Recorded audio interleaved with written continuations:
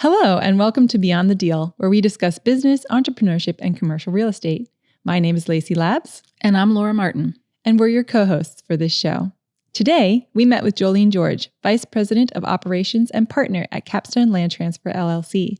Jolene has spent her professional career in a key role for real estate deals, overseeing the transfer of the land, title, and deed from the seller to the buyer, and all that's involved in that process. For the past 4 years, Jolene has done that as a partner owner for her own company, Capstone Land Transfer, LLC. Tune into this episode to hear more about Jolene's entrepreneurial journey, the commercial real estate insights that she shares, and her future plans in business, as well as what advice she would give to younger entrepreneurs. Jolene, welcome to Beyond the Deal. We're so excited to have you on. Thank you for having me. Yeah. So let's just start by tell us a little bit about yourself. How did you get started in land transfers, deeds, titles, all this work? So I started when I was actually 15 years old. My mom decided that I needed to get a job. I needed to come to work with her. She had worked in land transfer since I was 9 for a small local title insurance company. And so I always say they just brought me in because all their offices were upstairs, but the copier was downstairs. So I just ran up and down a whole lot. I worked for them every winter, every summer through college. After college, I said, bye, I'm never doing this again. I have a degree. I went to college. I have a degree in political science. I have a master's degree in peace studies, actually. And then I went to go work for the state, and I hated it. I hated every minute of my life there. It was so boring. I couldn't deal. And my mom said, we had lived in Philadelphia at the time. My mom said, come back, work for me for a little bit until you decide what you want to do. That was 2007. And here we are today. And I've worked since then. Capstone is my fourth and final title company because, of course, now I own it, so I can't really leave.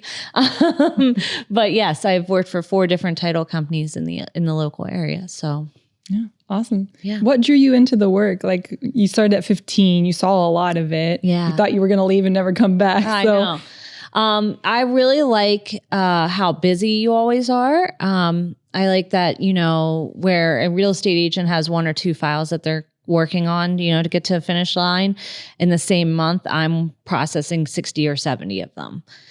So I'm constantly jumping back and forth. I have to use all of my organizational skills, everything to make sure I'm on track every day and hitting that goal and making everybody in the process look good. Like, it's not just my job to get a buyer to a finish line. It's my job to make a real estate agent look good and a lender look good. Like, we work as a team, and I always say I'm like sort of the pivot point of that team. Mm-hmm. Like, everything funnels into me, and then it all goes back out the door in a nice little package at the end. So that's really what I like. I like that it uses all my strengths to get to an end goal.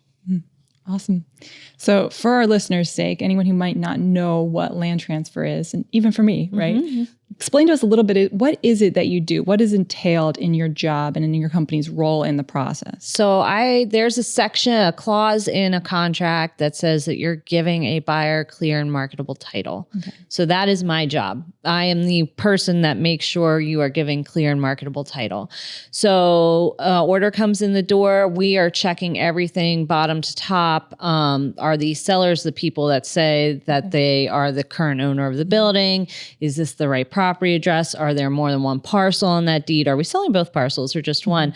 We're looking at all that. Then we're doing the search. We're checking for outstanding mortgages, judgments, exceptions, restrictions, anything that would affect what a buyer wants to do with that property. So in residential mortgage, like if you want chickens on your property, I am looking expressly for a clause that says no chickens are allowed on this property, or something like that for our clients. So, and then we're getting down to the table.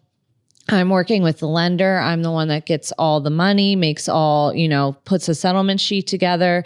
We act as the escrow agent too. So I get all the money in, and then I disperse all the money as well. So I'm also the end money person. Okay. Cool. It's a lot of moving parts. It's a lot of moving parts. Yeah. Yes. That sounds like a lot. Mm-hmm. So I think we could probably take some guesses, but let's let you explain, why is your role important in commercial real estate? specifically? Like, how do you see it play out in deals? When does it not happen? When does it stop a deal? What kind of things happen? How can people avoid issues and make sure their deal does happen? Like, yeah. So the one thing I always tell people is to keep some sort of paperwork from a transaction, especially a HUD or your owner's policy when you get it. Because the main thing that happens at the end of the day is you go to sell a property and there is an open mortgage from a prior owner on title. We're dealing with one right now that's a commercial property. The client had taken out private mortgages. It was with an LLC, but the LLC was located in South Carolina, and it was in the early 90s. Mm-hmm. It's now an estate that's selling. It's a commercial property, but it's an estate that's selling. They're like, well, we paid those off. I can't find the LLC. I can't find the mortgage company. It's now a Hobby Lobby is located there. Like, there's no record of these guys being in business. The mortgage holder has over $2 million in open mortgages on 4 different properties. And so the only way to clear that is with a quiet title action, which is a long and drawn out process. We asked the estate, like, do you have something? Like, you would have had to pay interest, like something to this mortgage company, and they have nothing. So always keep some sort of paperwork, because if we can tie it back to something, there's a better chance for us to be able to fix it, especially if we know who insured your owner's policy. It allows us to go back to them and ask for what's called a letter of indemnity to clear up that title. So, okay. Yeah. Wow. So what can owners or buyers do to avoid issues? Like, I mean, using you, right? Yeah. Yeah. Number one way to avoid issues. Number one Hire way. Jolene. Hire me. That's right. Number one way to avoid issues. Yeah. Get a search. Make sure you're looking at everything that comes back. When we send out a commitment saying, okay, here's everything we found. Now, it's our responsibility to clear everything up. Okay. In the state of Pennsylvania, though, it's not required that you purchase what's called an owner's policy of title insurance. So there's 2 different policies. There's a lender's policy and an owner's policy. Lender requires a policy, because if they go to foreclose and there's something still on title, that protects them. Owners aren't required to purchase a policy, though. So we have more and more owners saying, well, we're not doing that. We're not, we're waiving our insurance policy. And then down the road, we're like, they have an issue and we're like, well, where's your owner's policy? Oh, we didn't get one. Well, we can't provide marketability of title. We'll help you. We'll help you get to the end game, but it's going to take us, 4-6 months until we can track down the old mortgage holder. Because let's say you were with Dolphin Deposit, which went to All First, which went to M&T. You went down 4 mortgage, 3 different mortgage holders, and now we have to track down their records. So get an owner's policy. Protect yourself first and foremost is the best way to go about that. The rates are set by the state that you charge. Yes. So even if you have a very complicated deal, you don't even charge anymore. Right. Correct. We can charge extra search fees. Like if we have to search 10 parcels, we can charge an extra fee for that.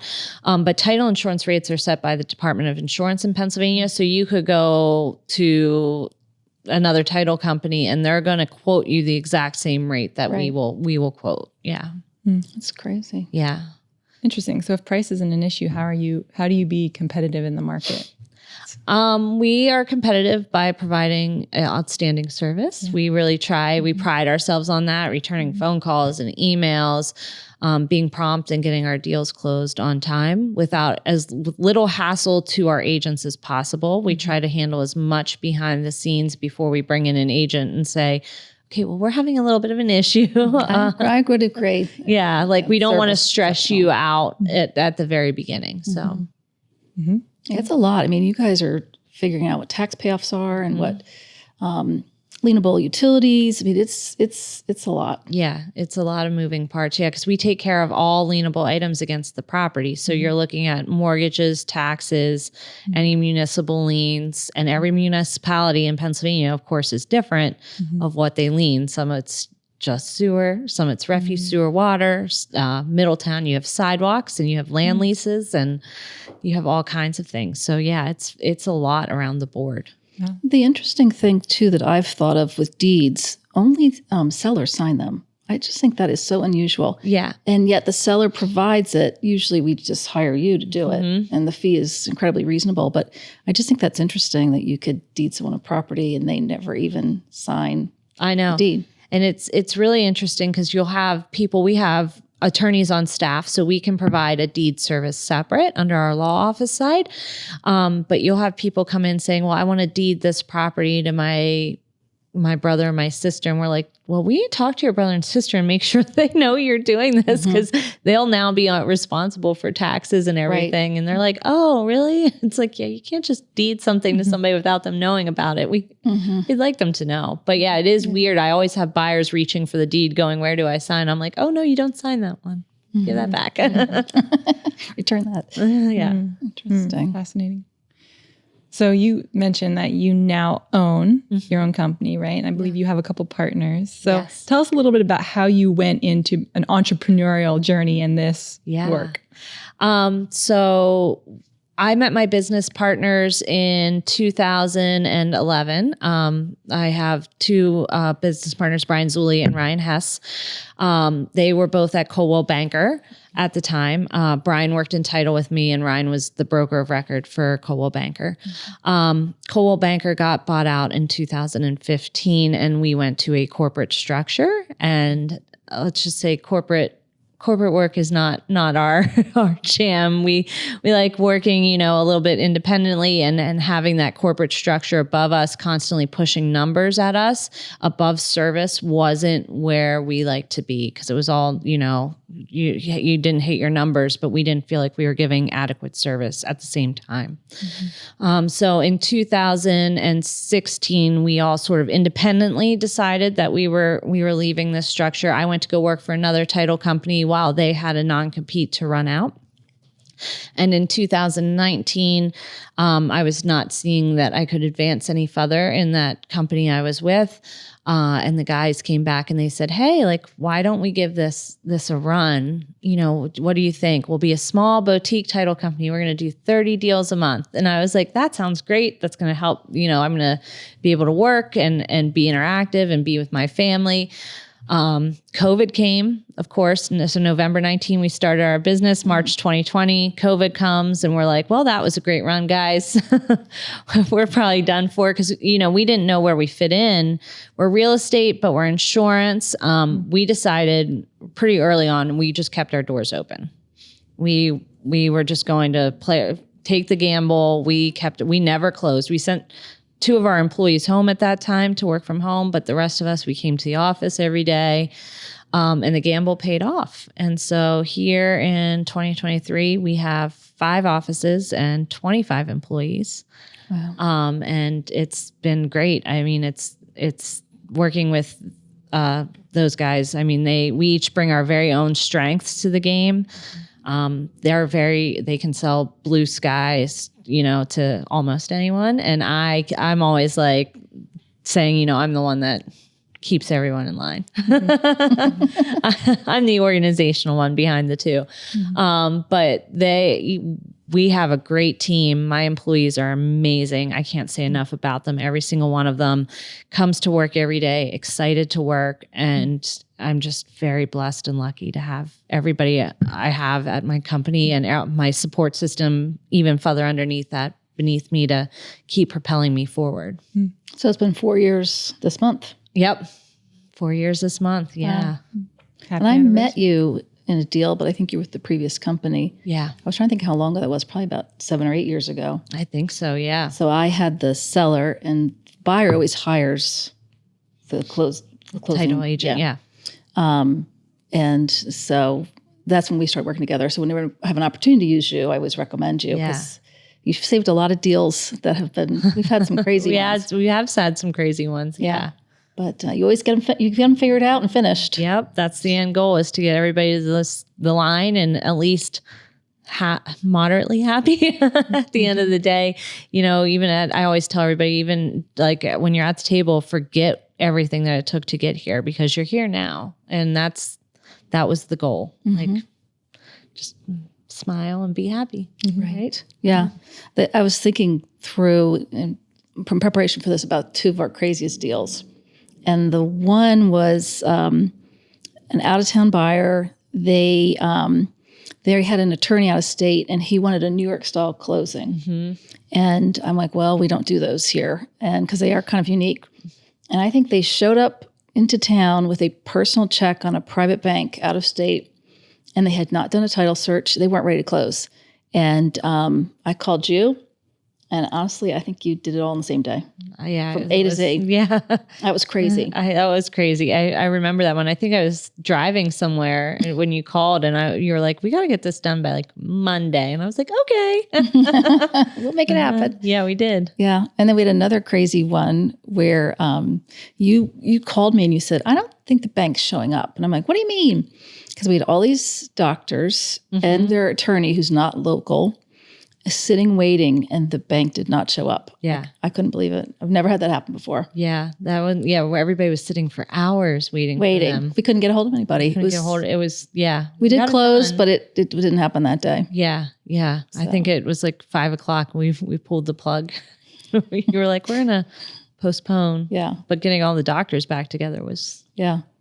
So if you have a complicated deal, there's no one better to call and help you through it. I mean, I just reached out to you about another crazy, couldn't figure out an issue. No one knew the answers, not the owners of 40 years, not the town. No one knew. The township, everyone we called, nobody knew anything. And so I'm like, can you pull a title search on this? Yeah. So that was the only way we figured out what was going on. Yeah, who owned what there. Lancaster. Yeah. Yeah. And you see an office in Camp Hill, Lancaster, York, Wyomissing, and Williamsport. Wow. That's amazing. Yeah. That's fantastic. Yeah. We could do statewide. We have remote notaries across the state that we can use. We're getting really into remote notaries. We're sort of forging ahead on that front, the remote online notarization. We actually did a full mortgage package for a couple that was in Turkey, I believe. They were in Turkey. They were missionaries over there. And they were going through a small local bank. So they said, yeah, you can do remote notary for them.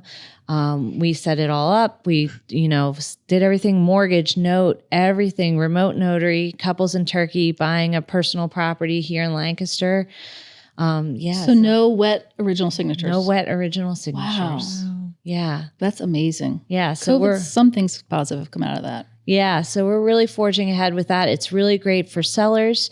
There's a lot of investor sellers, who just, or people who just can't make it to closing, especially sellers, older couples who have moved to be with kids further away, things like that.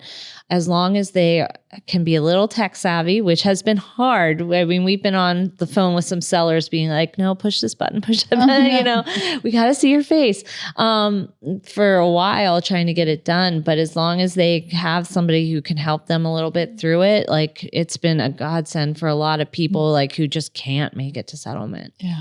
That's interesting. Yeah. I had a settlement recently and it was unusual. They wanted the escrow check. So we have a separate account by law. And so the funds are held there. And, usually we just come to closing with it. Yeah. Or one of the new things is just deduct that from your commissions too. But this group had to have the check prior to closing. And I thought, well, that's unusual. That was the first I've ever heard of that. And that was really recently, just in the last couple months.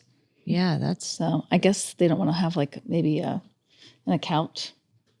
Like I'm guessing you have a line of credits because you end up getting all the checks, and then you're disbursing checks all on the same day. Yeah. So we have an escrow account. Obviously, but all money comes in, all money goes out same day. So yeah, it's crazy. Yeah, in and out type thing. Yeah. So you have this business; it's growing, it's doing well. What are your future plans that you're willing to share? What do you guys see your company looking like, your career looking like? We are looking to just continue to grow. The title insurance community is aging quite rapidly. Okay. So there is a lot of opportunities for us to grow as people, want to move out, are looking to retire and sell their companies and things like that. So we are looking to continue to pick up business, grow that way. Grow in our digital marketing and our media marketing and things like that to try to pick up new customers across the state. We are in a rapidly changing environment here. title wise, real estate wise, all, mortgage wise, the whole way across the board. It is changing drastically every day.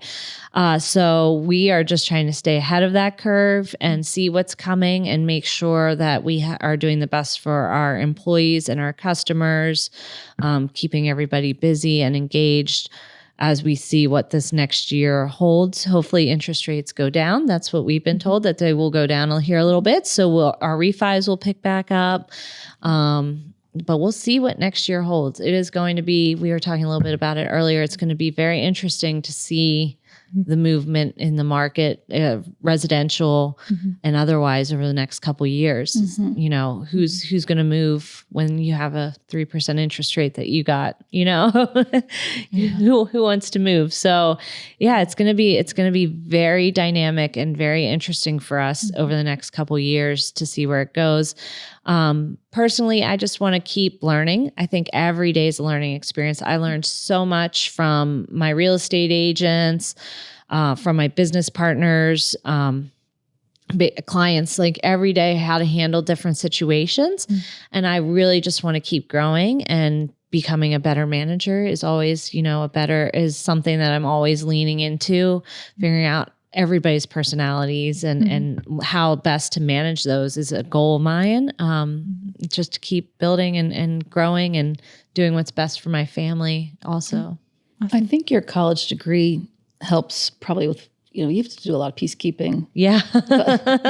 Yeah. There's a lot of mediation work going on behind the scenes of agents, calling, not liking their agent they're dealing with on the other side, and you just have to nod your head and be like, okay. Yeah.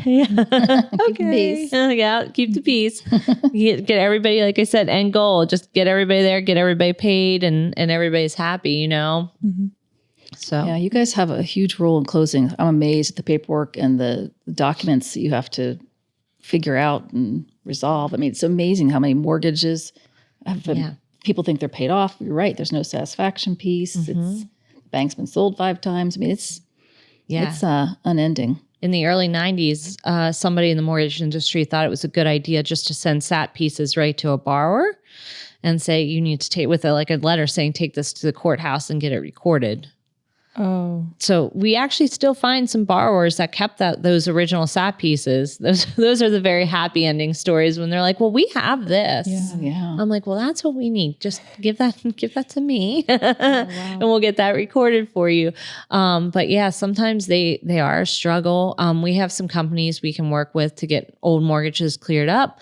But when you're dealing with mortgages from 3 owners ago that were never cleared up, it can take some time. And your growth, has that been from acquiring other? We acquired 2 companies. Yeah. One here in Camp Hill, which was and one in Lancaster. She was a huge producer. Everyone used her for years until she retired. Yeah. And the other producer in Lancaster was a large producer as well. So, both with very well-known reputations. So yeah, so our growth has come from that. It's also just come from word of mouth and general marketing and things like that. So it's great. Yeah. So what advice would you have for someone younger looking to do their first real estate deal, right? You've seen a lot of this, whether it's a business owner or a couple buying their home. In the role that you're in and seeing what you see, what advice would you give to that person who's going to do their first one? Yeah. As an agent who's younger doing their first transaction, I'd probably say lean in, learn as much as you can from the other agent on the other side, especially if they're older and they have a lot of knowledge. They're more than willing to share it if you approach them in a good manner. Answer your emails, answer your phone. Don't send a text all the time unless it's absolutely necessary. Don't be emailing somebody at midnight expecting a response, because it's probably not going to happen. Just really lean in. And even if you're doing title insurance or you're doing anything, lean in and ask the questions. Because if you don't ask the question, you're not going to get the answer. As a new couple or young people buying a house, again, ask the questions. Ask why isn't this, pipe covered or something, really ask the questions, because I think we've all been there. I mean, I know I went to go sell my first house and the inspector turned up stuff that my inspector didn't turn up. And I'm like, I don't know why didn't we ask those questions? Ask what a title commitment is. Ask what the exceptions are. We're more than happy to explain them to you. We do send them to an agent first, and the agent usually forwards them on. So, but ask the questions. Just always lean. Like I said, ask. Anybody's more than happy. Yeah, don't be afraid to ask the questions. That's the only way you're going to grow in the industry. And if you are engaged and active, like that's going to come out, and that agent on the other side is going to say you were great to work with and will be more willing to work with you again. So, awesome. Yeah. And what about to a business owner? You're a business owner, so someone who's starting a business from the entrepreneurial perspective. What would you say to someone starting their own business about business ownership and building? Don't be afraid. Don't be afraid. Take the risk. Take the gamble.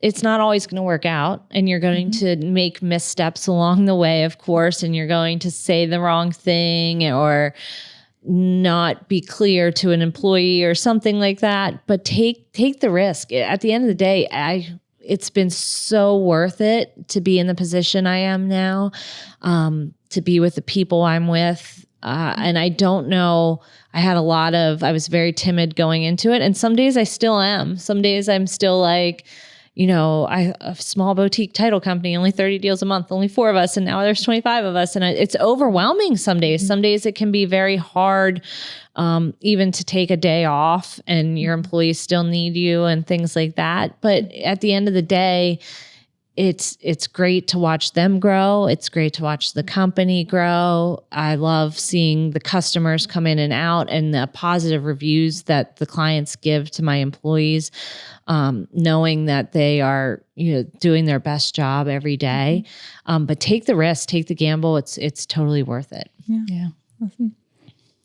So if you could go back and start your career over, but keep all the knowledge you have, what would you do differently? Is there anything that you would change? How would you use that experience? I thought about this question a lot because I was like, start all over again. I would be a song producer in California, mixing music for movies or something like that. I don't know if I would change any of it again. I think I would be less timid. I look back at my 25-year-old self, and I was like, I was afraid to overstep. I was afraid to speak my mind as clearly as I do now. I think it took until having kids to really find my voice and be like, no, this is what I need for myself, and this is what I need for my family. I watch my 8-year-old daughter now, who has seemed to found that voice at 8 years old. And I sort of wish to quiet her every now and then. But at the same time, I'm like, I wish I would have had that voice then. I don't know if that would have led me on a different path or not through all this, but find your voice as a woman, find your voice, use your voice. Don't be afraid.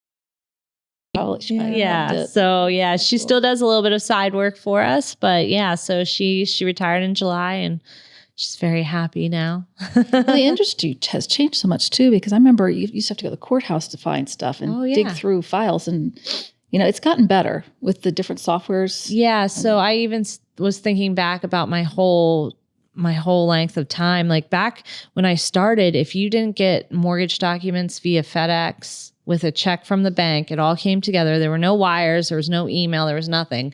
That settlement didn't happen. Mm-hmm. Everything was more controlled by the mortgage company saying, okay, well, we can close here on this date and we'll make sure the paperwork's there. Mm-hmm. Once the advent, I remember having one computer with AOL on it and you'd run over to the AOL and dial up and then there'd be a package there and then you could print it off. And that was like the beginning. Crazy. Mm-hmm. And it has just grown so much, but then it's also swung the other way where the buyer and agent are a little bit more in control and can tell the mortgage company, no, we're settling this day at this time. Mm-hmm. And the mortgage company is like, well, we're still waiting on X, Y, and Z, but as long as you have it to us by hour 23 and a half, we'll be able to get there. Right. Mm-hmm. And then hour 24 comes and they're sending us our stuff and we're supposed to be at a table already sitting down. So it's really swung the other way to put a lot more pressure on us because, we're waiting till the very last minute sometimes to get things. People are sitting at a table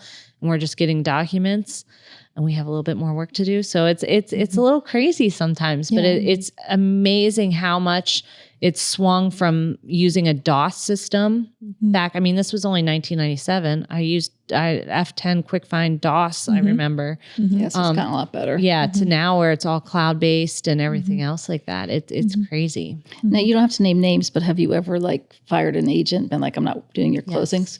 You have? Yes. Yes, there have been, sometimes it's just not a good fit. Sometimes, it's just the way that they'll talk to our employees and things like that. And it's not a good fit. And That's a good way to put it. Yeah. So it's not, go. And another question I had was with wires. It's funny because recently I've sent the information over.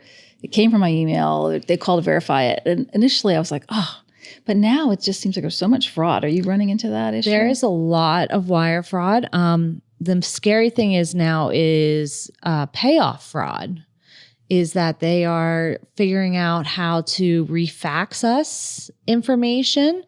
And they will refax wires or payoffs with different wire instructions on it. So we've actually stopped wiring out all payoffs. We went back to the old school overnighting them out. Wow. Because it's just too risky. Mm-hmm. Wow. So it's crazy world. I know a title agent who they wired to a wrong mortgage company. They had gotten a fraudulent payoff.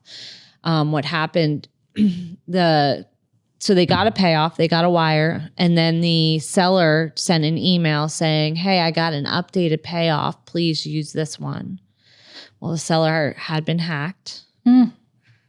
And so they took the payoff. Everything was exactly the same except for the last 2 digits of the account number. Oh my God. So here technology is amazing, helping your business. And then there's at the the flip same side. time, it's scary. Can put you out of business. It's scary. It is so scary.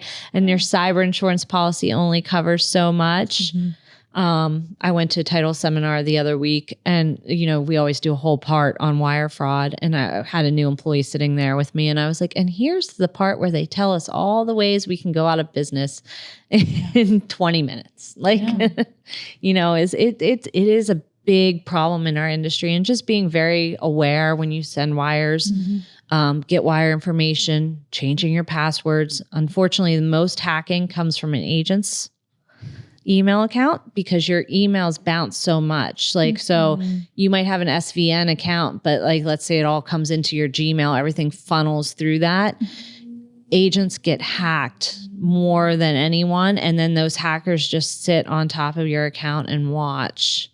And then they'll go after the buyers and then they'll change our email addresses just slightly and copy our signature lines and things.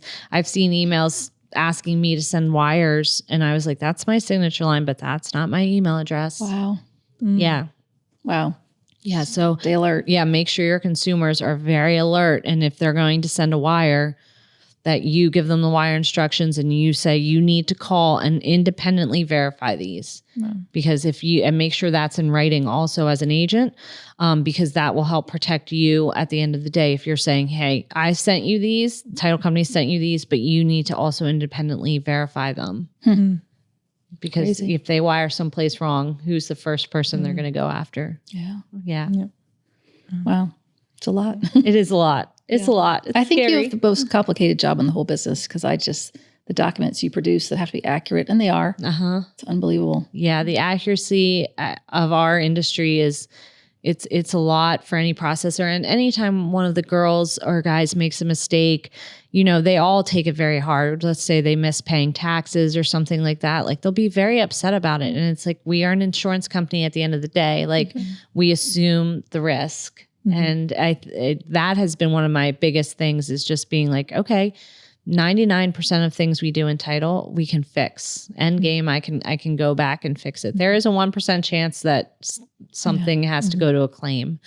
But we can fix most of it. But yeah, just it is crazy, like all the moving parts. And especially when you get down to the nitty gritty of the municipalities and what they require.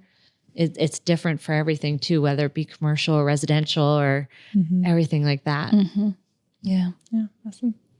Well, Jolene, thank you so much for being with us today. We really appreciate having you on and teaching us so much about what you do. There's a lot of valuable information there. So Thank you. And Thank you you've for been having me. a great member of our team and I just love your company. Thank you. I love working with you. I love working with you. Thank you.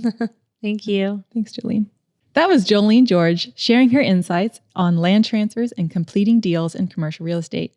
For more information on Jolene or SVN Lattice, click the links in the show notes. Thanks for listening to Beyond the Deal.